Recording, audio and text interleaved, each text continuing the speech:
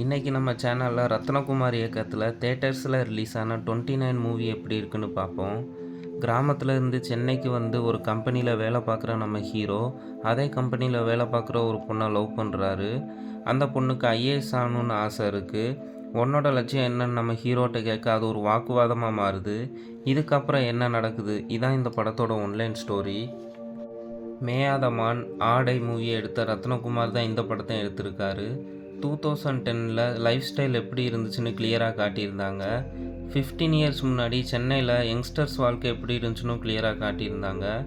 பழைய படம் ஸ்டைலில் இந்த படத்தை எடுத்திருக்காங்க. அதனாலே மூவி ரொம்ப போராகவும் ஸ்லோவாகவும் தான் போகும். ஸ்லோவான மூவிஸை பார்த்து பழகினவங்களுக்கு இந்த படம் பிடிக்க வாய்ப்பு இருக்குது. ஃபஸ்ட் ஹாஃபில் லவ் ஸ்டோரியாக ஸ்டார்ட் ஆகி செகண்ட் ஹாஃபில் ட்ராக் வேறு எங்கேயோ போகும். இதனாலே எனக்கு இந்த படம் சுத்தமாக பிடிக்கலை. ஏன்னா இது ஒரு நல்ல லவ் ஸ்டோரி அப்படின்னு நினச்சி தேட்டரில் போய் பார்த்த எல்லாத்துக்கும் ஏமாற்றமாக தான் இருக்கும். எனக்கும் அப்படி தான் இருந்துச்சு.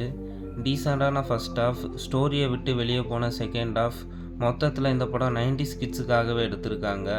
Slow paced audience one time இந்த படத்தை ட்ரை பண்ணலாம். நான் இந்த படத்துக்கு 2.25 ரேட்டிங் கொடுக்குறேன்.